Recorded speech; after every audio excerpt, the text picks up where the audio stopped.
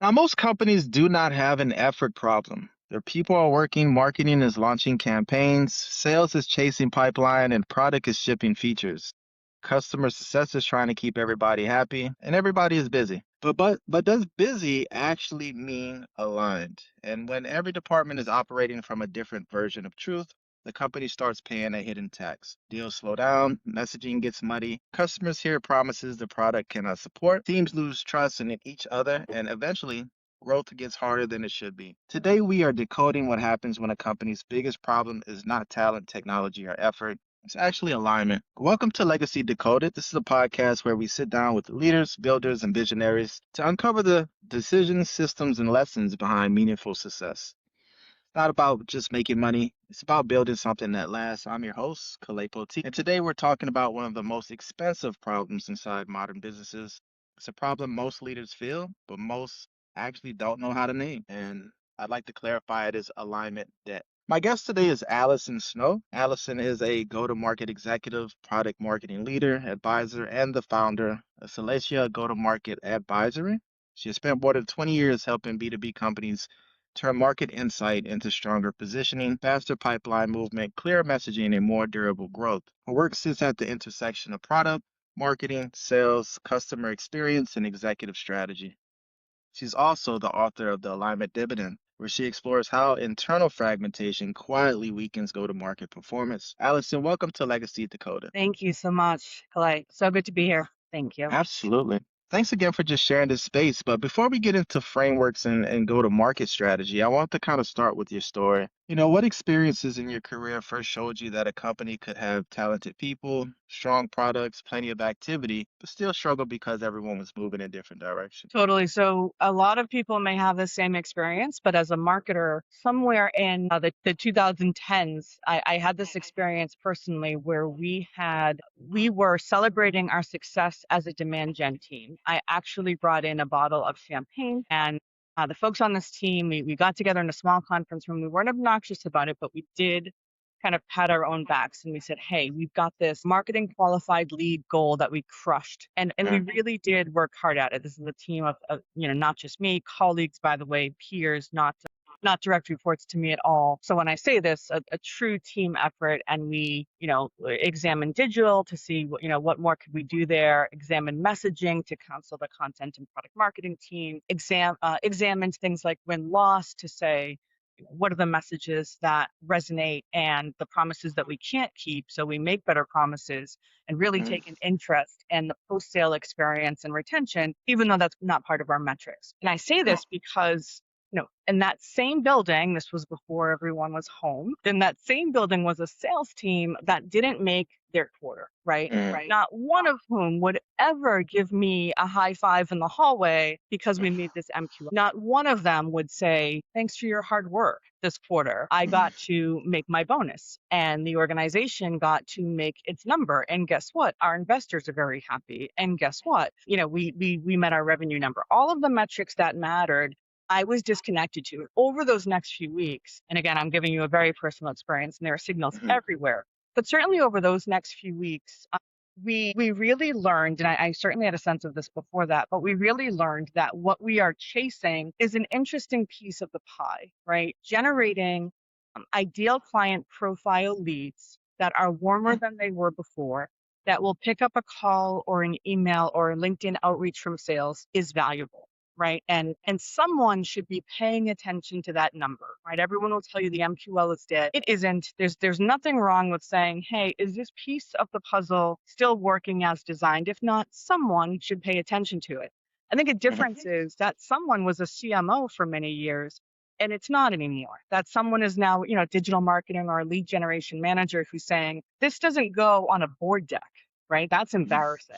But it does go somewhere. I do need to understand a dip or a spike in this number. So overall, the answer to that question is that experience where we celebrated something that was far less meaningful to the company than we understood was a really poignant moment, I think, for everyone in that room over the next couple of days. Nice. And I heard you say something about you couldn't get a high five from sales in the hallway.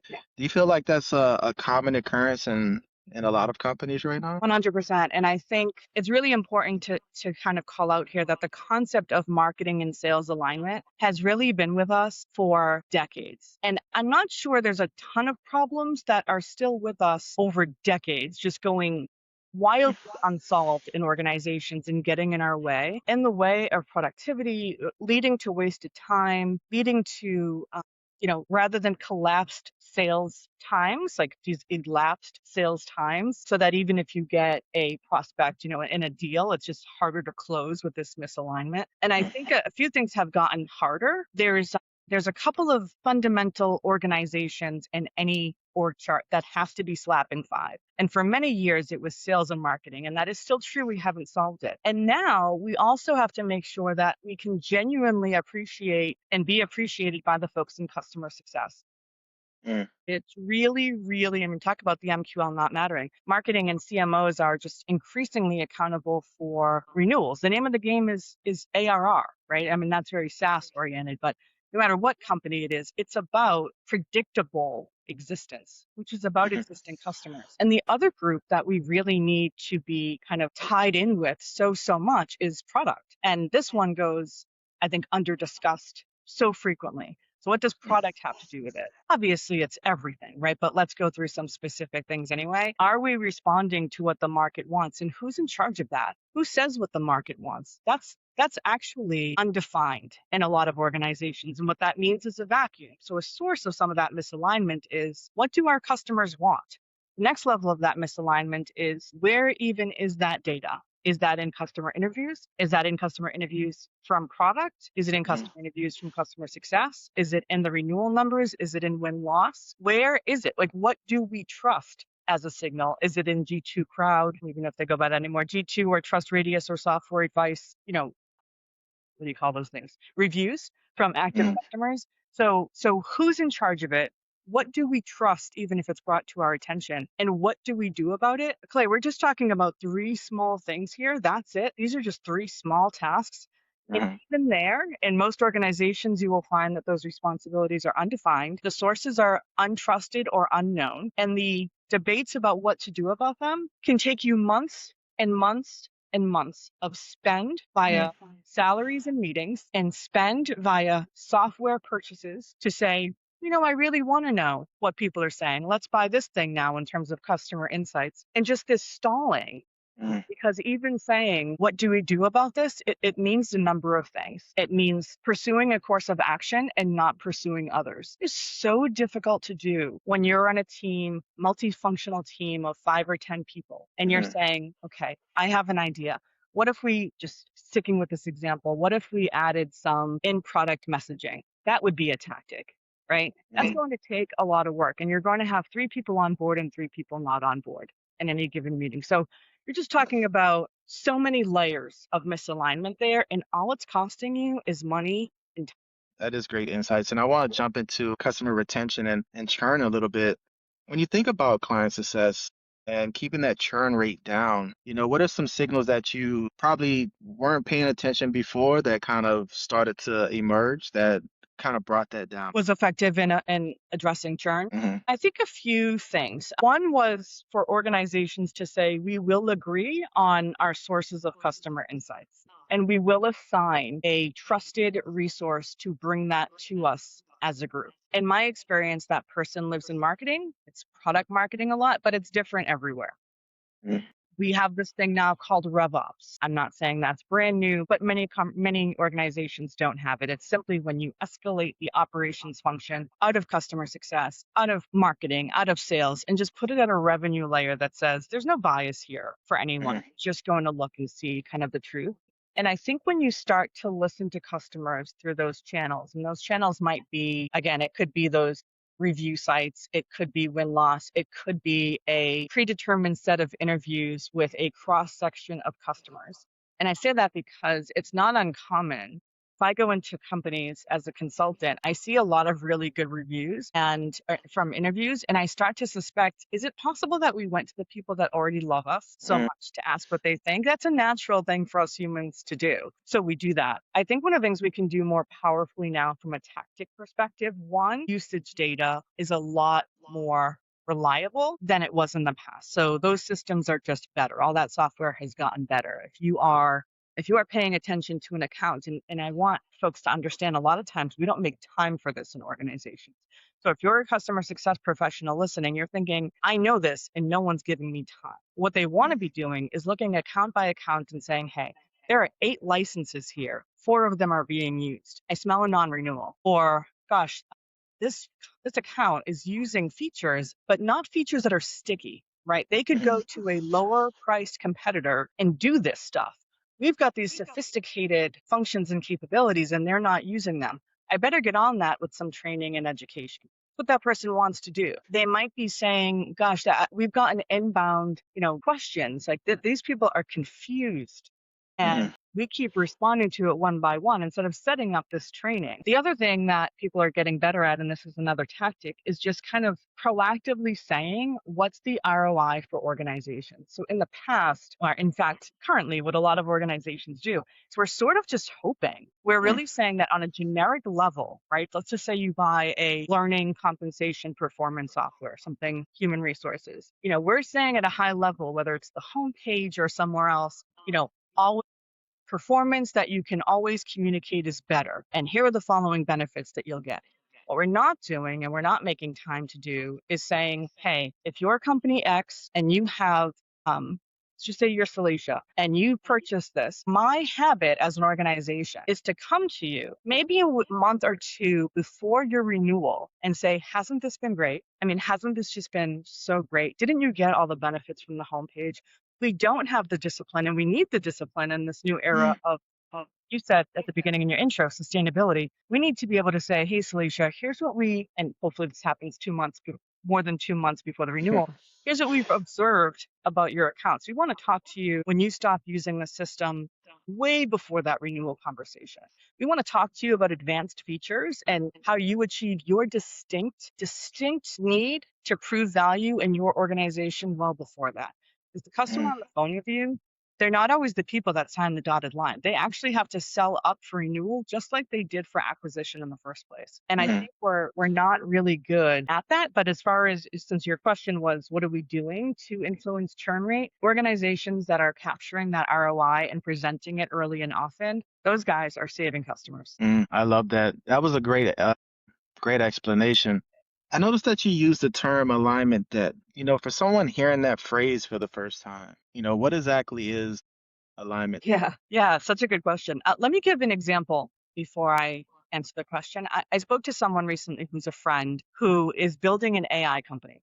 And they're specifically building an AI product. And this person told me that they built the product and iterated the product in 4 days. And when we hear that, we think that's speedy, right? Like that's AI. That's the power of AI. What we need to listen for as well is that's also the power of having one person in the room making decisions about where buttons go, about what color the navigation is, about the functionality of the product. One person can move fast.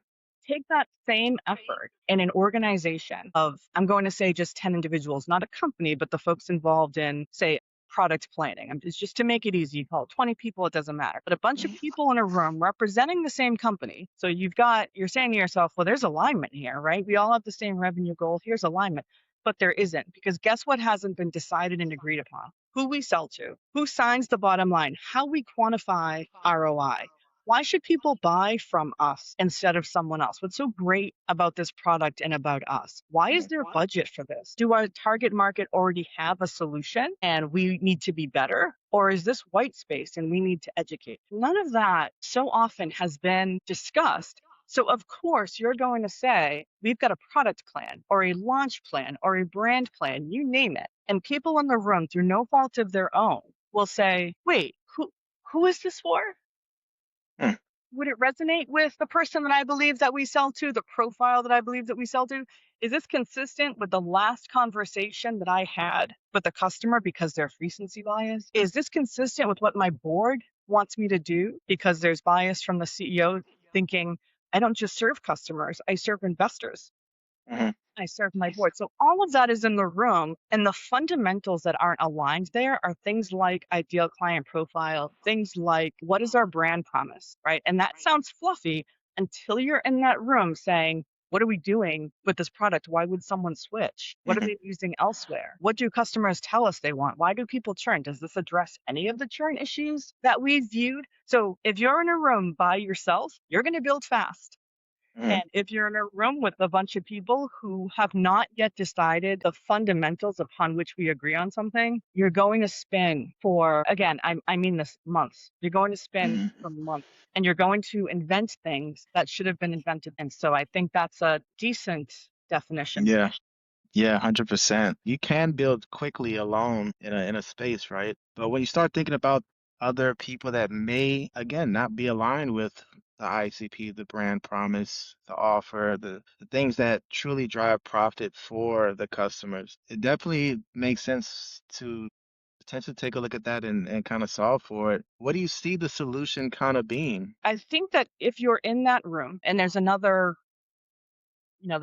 example of that room, which is just even building, even in an active deal, right? So let's just make this more poignant and more acute before we Mhm. answer. So even more acute, there's a deal on the table and it doesn't look like other deals that we've made. It doesn't look like other clients, but man, it's a ton of money. Mhm. So right there, you're going to have someone who says, hey, and every company will have this. We have an ICP. You guys Mhm. don't know about it? Well, we didn't update it for the last 2 years. You didn't know we had it? Yeah, no, it's in that file. It's in the shared drive. You should Mhm. have reviewed it on your onboarding. That doesn't really exist, right? But it's supposed to be there. So now we're having a conversation about whether we should close this deal. And guess who's going to win? Anyone who wants to close the deal because it's money. And we don't Mhm. say no to money just because we have these standards in the background that in that moment feel really academic. So, a couple of things. Your question is, what do we do in that room? One, best thing to do is before you're in the room. I do want to address when you're in the room, but before you're in the room, let's have a real ICP. Let's Mhm. really think through and prove to everyone that this is a data driven ICP. Let's just talk about who we've sold to and who we've churned in the past and why.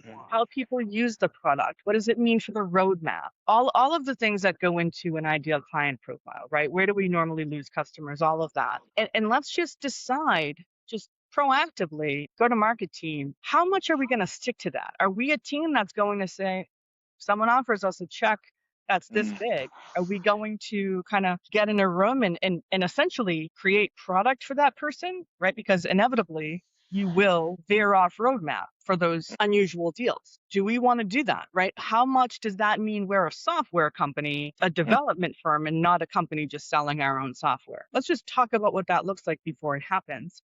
Let's Mhm. talk about how we go to market. Let's talk about the role of marketing and sales. Let's talk about who owns the decision ultimately of the product and what those roles look like. Or else it's just a constant battle of, hey, I'm the CMO.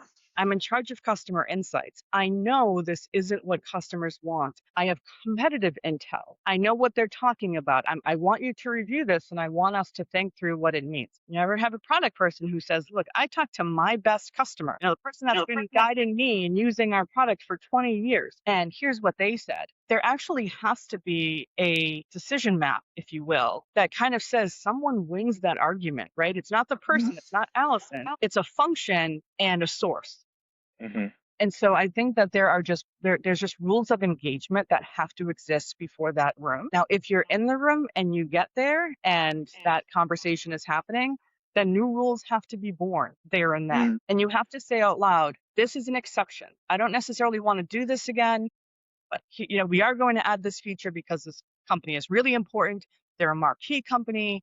They're a med device company. If they stay with us, we'll get other med device companies. And isn't that awesome? And here's what the revenue looks like. Excellent. Or you say, you know what? We are going to do this thing that's special for this customer and it matters and we should do it for every customer because it's universal. But there needs to be a conversation that says, this is the decision, this is the function that makes it, and this is the outcome we desire. Mhm. Just has to be like history and lore coming from the decision, right? It just can't be that we spent 4 months debating something and we're just going to debate the same thing again. Absolutely. You will have those instances, right, where, you are offered a large sum of money to do some type of customization that could potentially pull you off course.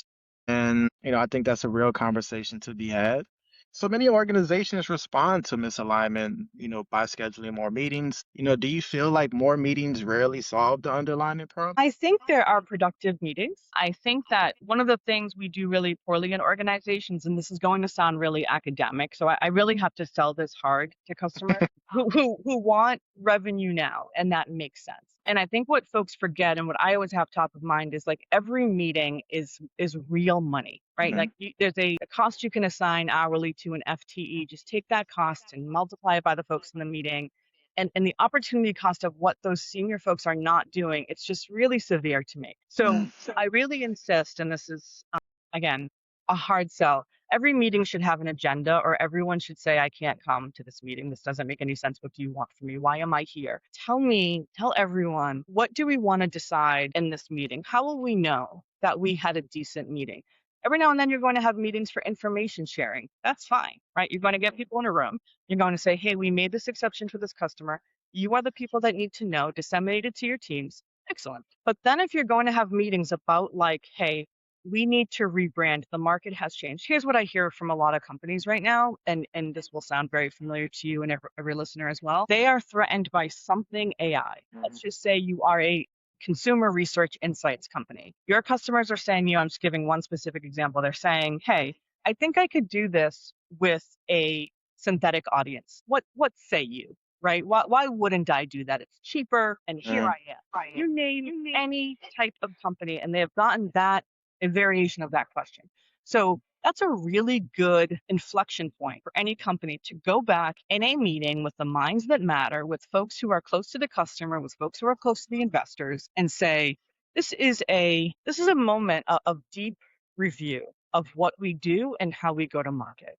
We've got mm, to take this threat into consideration. Maybe we do it through messaging. Maybe we do it by becoming AI ourselves. Maybe we do it by pivoting a part of our business somewhere else. Maybe we do it by going after a different ICP that, in fact, would never be attracted to a shortcut like this, right? Like, so that's all just dumb examples that I'm giving. This isn't a real story. mm, But you would come to that table and you would say, we can't ignore this. And think of what that is. It's ambiguous. It's not a meeting that says, hey, here's an agenda. It's a meeting that says, guys, if we're going to spend an hour on this together, what do we come out with? Is it 5 ideas? Is it a solution? Is it someone who's in charge of the solution? And now we've agreed that they have accountability for it. And is that useful and helpful? What are we doing here? So I think companies are faced with that type of, just really important moment right now. It's not just AI, that's the example, but you're up against something in the market that's new, a buyer behavior that's new. And mhm, so what has to come out of that is a commitment to how you'll deal with it. And what often happens is there's meetings, but there's still folks who are unconvinced. Have you ever heard the term pocket veto? Not yet, no. I learned it very recently. The pocket veto is when someone, there's 5 people, 10 people in the meeting about what we're going to do. One person is still kind of holding out and they're like, I don't know, I'm going to still find evidence that my point of view is right. And that's a Mm, pocket veto, new term for me as well. But you see that all the time, right? So what you have is maybe some alignment on paper. Maybe that meeting ends with alignment on paper. That's a big if, might not. But even if it does, the name of the game there is commitment. It's all of those people saying, okay, this is now the direction in which we're marching. Those are two different things. So if you leave and you say, hey, this is it. We wrote it down. This is what we're doing. We sent the minutes. This is it. That's mm, not enough. That's not commitment. That's not mm, change management. That's just a momentary agreement. So mm, what folks have to do is just do the hard work of saying, hey, if we're saying that we're changing in this way, then I, as the VP of product, will make the following changes. This is what commitment looks like from my organization. And now you're talking real stakes, because every time you're talking about what you're doing, you are inherently talking about what you're not doing. There's a risk there. mm, As the CMO, you might say, great, this changes how we go to market from a messaging perspective. This changes our competitive set. And then you have people going, whoa, whoa, whoa. I didn't realize that this was such a huge decision that we're changing all that. And people get uncomfortable. So I think the other thing you have to do is just name, when you make a decision and commit to it, stay together in another meeting or another forum or an offsite and talk about the changes that the trickle down changes that really means. Because what we see all the time folks are genuinely surprised. No one should be surprised Hmm. by a change in your organization strategy. Yeah, you said buyer's behavior. Mm. And when we think about it, misalignment can kind of, for sure, create internal frustration, but eventually, the buyer feels it as well. And buyers are often better at detecting inconsistency, than I think companies realize. What does misalignment feel like from the buyer side? Yeah, I think to trace what we classically think is a buyer journey, which we all know is not linear, and we all know what I'm about to say is wrong, but let's just say it's right. Mhm. You identify a product somehow. Google search, going to your LLM, however it is. You have a problem and you seek an answer to that problem.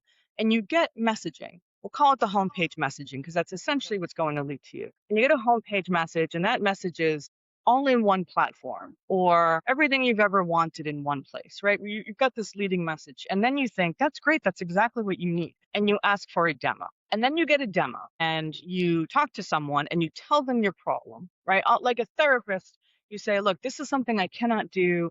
All of my HR stuff is in the wrong place and I want it in one place. And that's what your product does. Excellent. And then they have another meeting with someone else who does not remember what that person talked about. That person just did a demo, did sort of bad notes in the CRM, Mhm.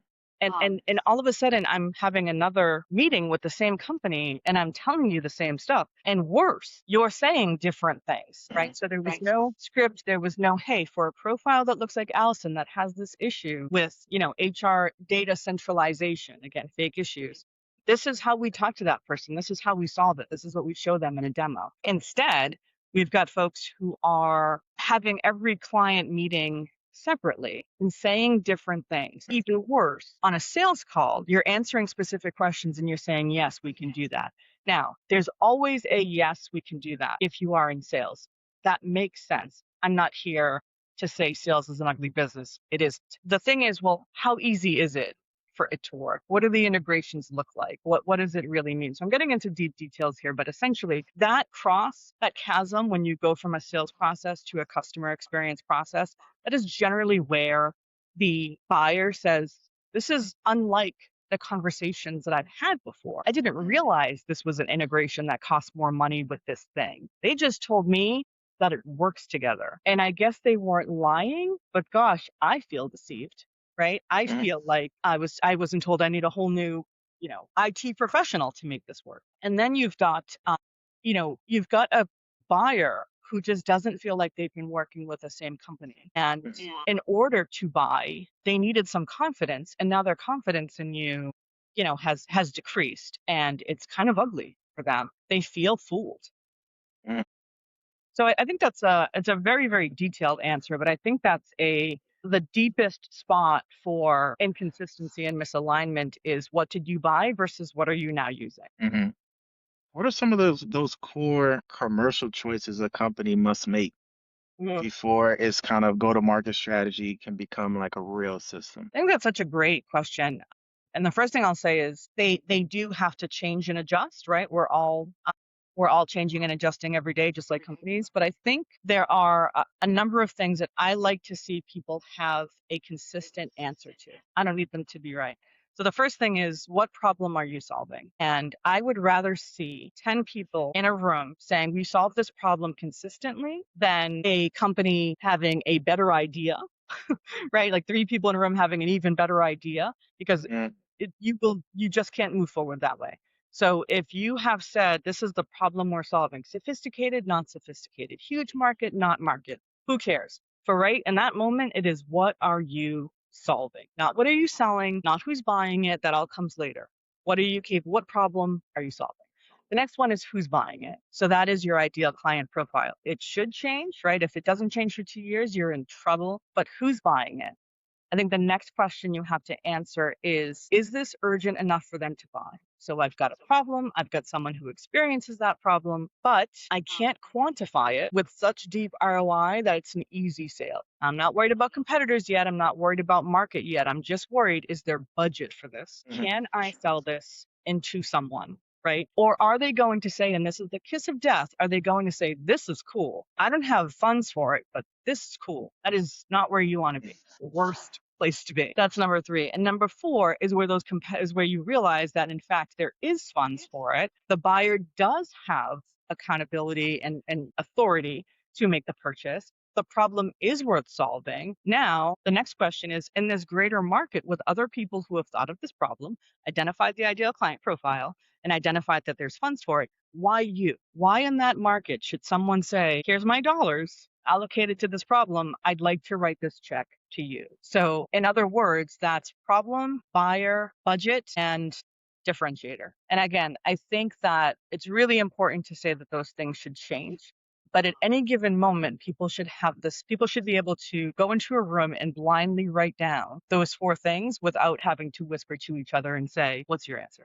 Absolutely. From a marketing team perspective, and also from ICT messaging, why do you feel like some leaders keep messaging intentionally broad?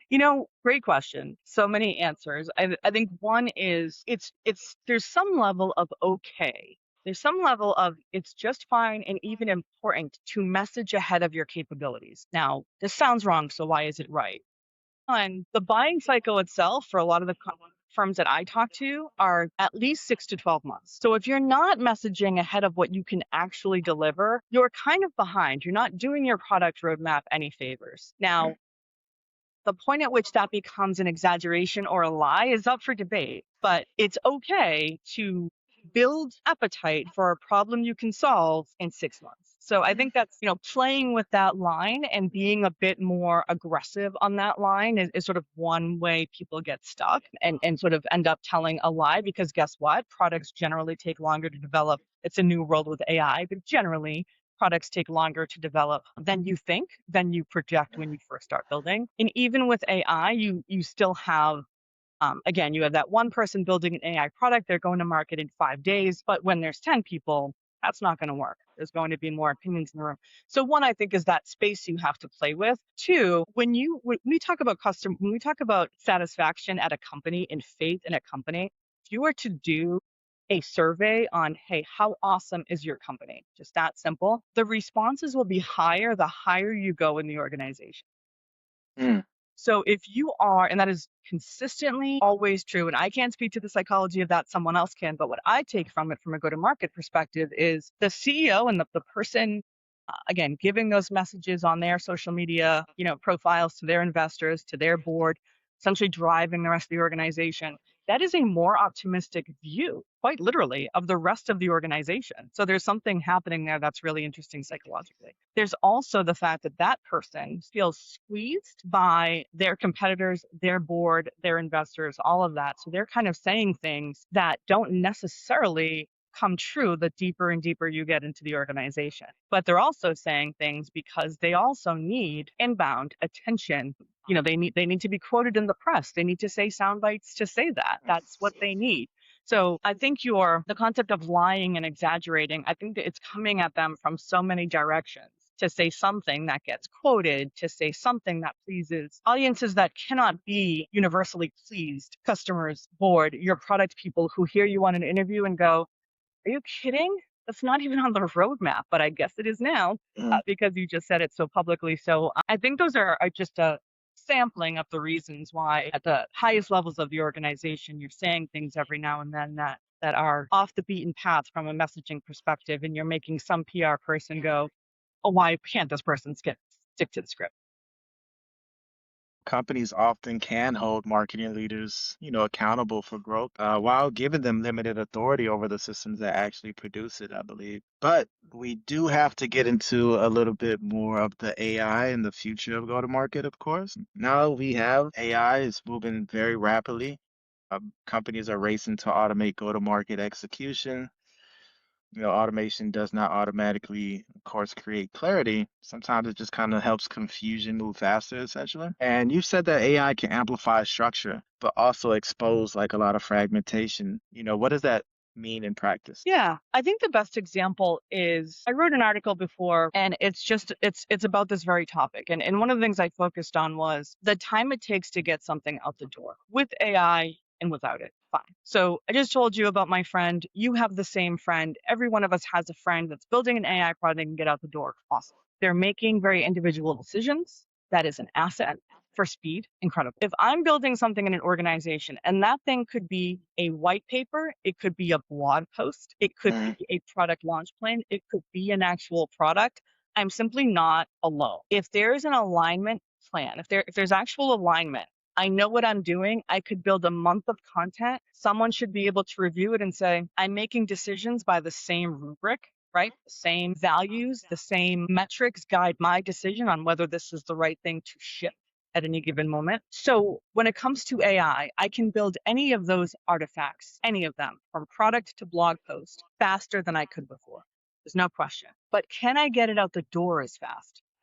mm, So my thesis is that where it shows itself as, exposing misalignment is that in the past it was expected and it made you crazy that you could write a blog post and it would go through 6 layers of people, come back to you all red, legal's been in it, product's been in it, you made promises we couldn't keep. It's not the same blog post you wrote before. So what? Same with product, again, any artifact. That still happens. So mm, what you had before was this elapsed time, right? That was built in to say there's a review process of 2 weeks and then there's an editing process of 1 week. That all sounds ridiculous now because it's so much time, but we built it in because it was needed because a lot of eyeballs had to see it. You would think that in the age of AI, those timelines would still be ridiculous, but they're not because they're still going through the same eyeballs, legal, this, that. We haven't sped up the alignment piece. We haven't sped up the piece that says, hey, this is the stuff we should write about. This is the point of view that we have. This is the way we want to move the market. This is how we build demand and appetite for the things that we're selling. We haven't dealt with that. So in fact, we build the thing faster and we save time. But that review time is still full of, wait a minute, do we say that? Is that true?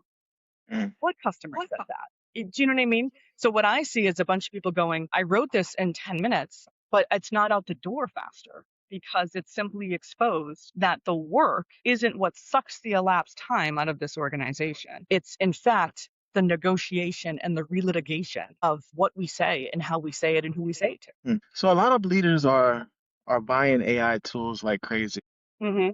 I'm pretty sure they're afraid of being left behind. What questions should they ask before adding another platform or potential agent? Yeah, so many. I'm going to take you back to 2016 for just a quick moment. When I was an analyst at Forrester, folks would come, and one of the inquiries we would get, inquiry was a very specific word there, is, hey, I want to buy this thing. I'm excited about it. Which one should I buy? So they would come and they would say, I want intent data.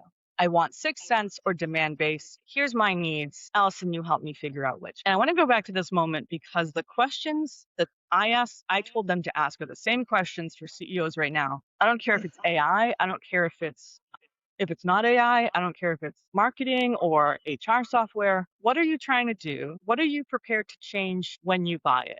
So to go back to intent data, you were going to buy this thing that at the time was super expensive and really a really powerful software, by the way. I believed in these companies and I believe in the software. But when you go from not knowing who's in market to who's in market, what are you going to do differently now that you have that knowledge? What are you changing internally? Are you going to take names of people who are in market and put them in the same campaigns you ran before? If so, please don't do this. Please don't do this because you won't reap the benefits. Are you going to have sales teams who say, I don't trust this black box? Thank you very much. I don't even trust your lead score. Why would I trust a more expensive version of your lead score? Thank you.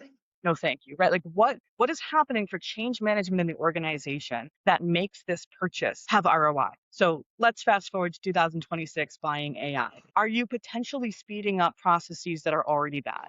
For instance, I talked to a CEO recently and he said, one of my guys just built an AI for proposal response. So now they can insert a proposal, right? And the agent can build a response. And I said, that is great.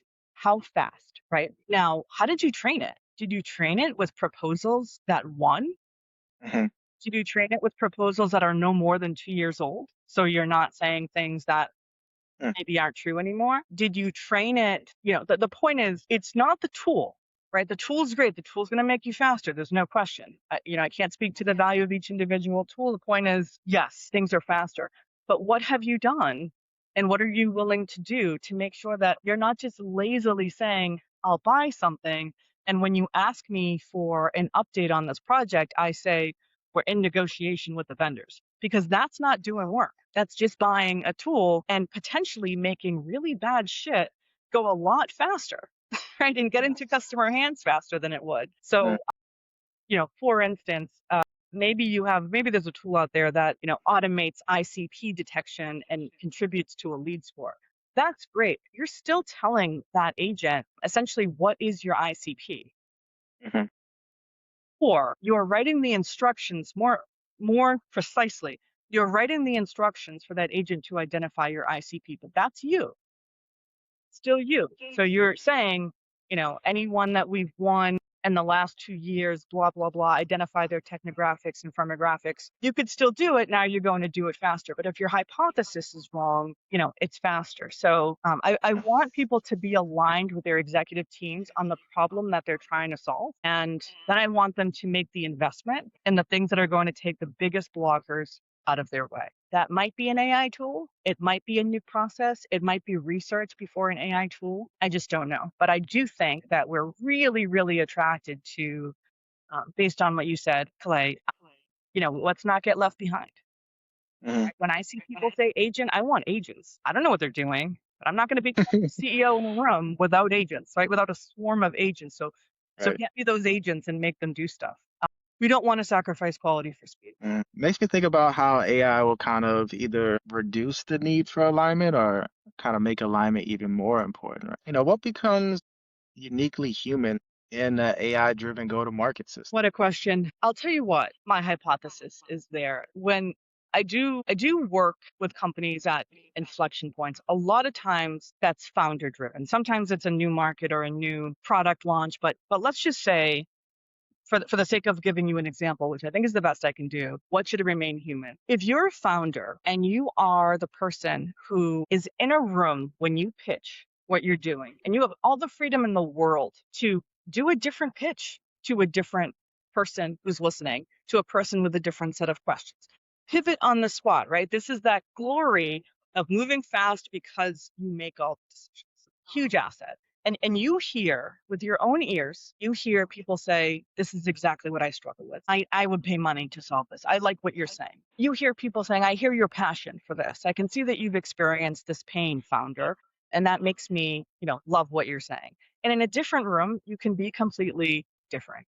So in that specific case, your humanity really allows you to read, listen, synthesize in the moment, and change your pitch. What we're asking folks to do with AI, and before AI, machine learning, and before machine learning, if then tools, right? Same game, faster speed, more processing capability. At a larger, right, you take that founder example and then you compare it to Salesforce. What Salesforce wants to do, just as an example, large company, is for every salesperson, every person who talks to a customer to be able to do that pivot as well. Mm, That's human. Now, the way we've done it in the past, and a long time ago, I was a sales support person for account-based sales. So I would say, hey, here's a binder.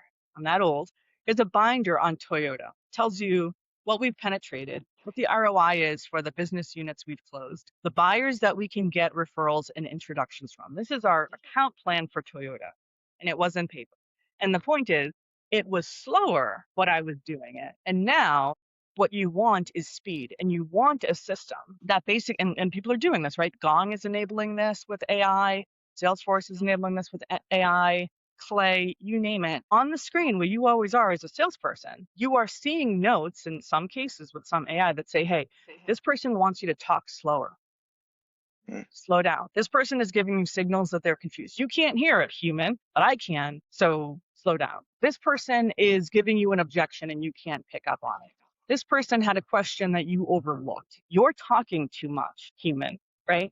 And so those things, I would have told you 2 years ago that those are the human things, but mm, I'd have been wrong, because 2 years later, there would be a tool saying, we're listening, I'm an AI with my capabilities in voice technology and natural language processing, and I'm hearing this person show signs of saying yes but meaning no, and you're not hearing it, human. So here's how I need you to change. So on one level, and to go back to the founder, you've got this ability to pivot, which is distinctly human, and we're trying so hard to copy that at scale mm. with AI. I don't necessarily know that that's working perfectly today, or that a salesperson is paying a ton of attention to those messages and hearing those messages and synthesizing those Mm, messages during a call. I think that's all pretty difficult. Sure, someone's good at it, other people aren't. That's just how that goes. But it seems to me that all the evidence says it'll get better. mhm, And that if you and I were to speak in 6 months, I would eat my words if I said, that's not very human. So, I mean, I think what is still human is that you are a person on the phone. And if I speak to you again, I ask about the last thing we talked about with sincerity and humanity and authenticity. I express interest in parts of your life that aren't business, right? That last I talked to you, you had an eighth grader and you were having a graduation party. Let's start the call with that rather than something more robotic, even if it comes out of your mouth. mhm, The thing is, I just know that if you put those things in a note, you will be fed that information next time. And whether you're a good human or not, you'll get a prompt that says, Allison's daughter graduated from high school. So, hit on that. She likes that. We know from the NLP and the signals that she gave us that she likes a little warmth before we start a sales call. mhm. And you might be on the phone with Sally and things going to say, look, Sally's all business. Sally hates, when you get off topic. Sally has 5 minutes for this call. Don't do that. Allison, better off with her if you talk about the weather for a few minutes. She really needs that. I mean, I just think that's all getting better. So Yeah. I want a better answer to what needs to stay uniquely human, and I'm struggling with it at this particular moment. Wow, wow, that is super interesting. One thing I think about a lot is how to actually have AI transfer human judgment. Mm, If AI were able to kind of transfer human judgment, what would be the best use of that judgment? yeah. Well, that's such a good question. It's almost an ethical question, right? If we want to push it real hard. But let's just say it's a commercial question for the purposes of our conversation. Look, as humans, our brain saves a lot of time by recognizing patterns. And that is how we judge a lot using patterns. I'm going to see, I don't know, how does this come to life? Every time I talk to a CFO, I know that they're going to be a little less patient than when I talk to the CMO. That's not a fair statement for me to make. That's what I've observed. That's my pattern. Mhm, And so I take shortcuts with that pattern. And so is that the best use? I mean, what I want is to end every call by moving something forward and having that person having enjoyed some time with me, right? I mean, I'm out to continue my relationship with a client, to provide value in the way that that individual perceives value in any given moment. That's my commercial outcome. Want to be a decent person too. And so I have absolutely, by the way, taken notes in an Excel spreadsheet to say, John has a mother who's being treated in a nursing home for dementia. I don't want to forget that the next time I talk to John, because it seemed like that was, an important thing for him to share with me. And I do care about it. I just talk to a lot of people every single day, and I can't trust myself to remember it. There's a piece of me that feels like, God, a better human would remember it. They wouldn't have to put it in a cell. But I did. Is that cheating? Is that non-human? I don't know. It's a memory trip more than anything else. So AI is doing the same thing with patterns. And it's kind mhm, of saying, every time there's a company that comes to the website and converts, and they're this size company, and the title of the person is this, and they click on show me how it works, and they have brown eyes and this other attribute, I am going to serve them this piece of content. All we're doing is making that pattern that's worked in the past, we're betting it, we're making a prediction it works again, and making it, right? We're able to combine a lot more attributes than my brain can in that moment and make that quick decision and serve up something that's hopefully really, really relevant to them. Like, mhm, that's one example of a commercial outcome. And because the name of the game commercially is to get an individual to take that next step with us every single interaction we have with them. So nobody thinks at this point that you land on a website and press buy, right? Unless you do that with chat GPs of the world. But in a real B2B buying committee purchase, you go to a website and you do research. I want to appeal to you as a member of that buying team with your individual concerns, with something relevant. That was harder for me as a human, but man, the AI can detect those patterns, ask for a signal from this data provider about who you are as a person on LinkedIn, ask for a signal from this data provider about what your company uses for technographics right now. We know if you're looking for a substitution or if this is white space. Like, there's just so much to crush and say, I'm going to appeal to you in a way that's going to feel really personalized. It might feel pretty human, but in fact, we're not capable of that. So mm, I think the best use is to make a person feel more human than they felt before because they're not going to a website and getting a generic, I'm saying websites, that's almost aged in itself, right? To go mm, to an interaction with your company, whatever that might be, social, in person, at an event, and sort of feel like, well, gosh, that was perfect, right? That felt like they sort of knew what I talked about last time. They sort of knew what I'm up against in my company. Maybe an in-house lawyer at a 300-person SaaS tech firm has similar problems, but man, they were able to nail it for my exact situation. I think that's the real commercial power here. mm, And I'm not letting my imagination go wild on like manipulation. Gosh, the more I know about you, the easier you are to manipulate, and that's scary. mm, But responsible use, I think, is just make me feel special every step of the way and make it easy and frictionless for me to say, this is the right next step. I will mm. get a demo or I will book a meeting. Nice. Awesome. Awesome. Yeah. Well, I definitely want to be respectful of your time. This conversation has been super, super special. So let's imagine we have a leader that's listening right now. They're growing the company, the team is working hard, but underneath the activity, they know the organization is still becoming fragmented. What's that first conversation that leader needs to have? I think they have to go back to, I think, the four questions that we covered earlier. That would be my guidance to them. Just say that that you have a team, so the company has some maturity, you've sold a bunch of stuff, you're sitting on data. What problem are you solving now? Are you still articulating it the way your buyers do? Because that's changed. Mm, Is it still urgent? Is it still the buyer that you thought it was? Do they still have budget and do you still have a differentiator? Is that differentiator easy to figure out? Are you working toward making that differentiator stronger or are you working against yourself? I recently worked with a company, just as an example, and their core messaging was distinct, high level, almost a luxurious level of service. So there's a book called Unreasonable Hospitality, and they modeled on this just unreasonable amount of hospitality. mm, And then they started to talk about a product that was self-serve. And you have to kind of take a look at these things and say, does this match? Right? Like this is an example where the buyer experience, per your question earlier, would be a mm, bit distinct from the high-level message. There's nothing luxurious about self-serve. There's nothing wrong with self-serve. PLG is mm, like, we self-serve all the time. It's just if I go to a Michelin star restaurant and it's a buffet, I'm confused. Someone has lied mm, to me and misled me. So I think you just kind of have to take from the top level message and your mission, what you want to do as a CEO, the problem you want to solve, and just kind of trace that down to buyer touch points. Like, is this consistent? And does everyone know it? And is everyone committed to it? Basically, the first thing I would do if I were in that person's shoes at the next executive team meeting in person, the next kind of offsite, or, if everyone's in the room, even better, I would say, everyone write down what we do and who we sell to. And I'm telling you, at any company, people would go, what are you writing?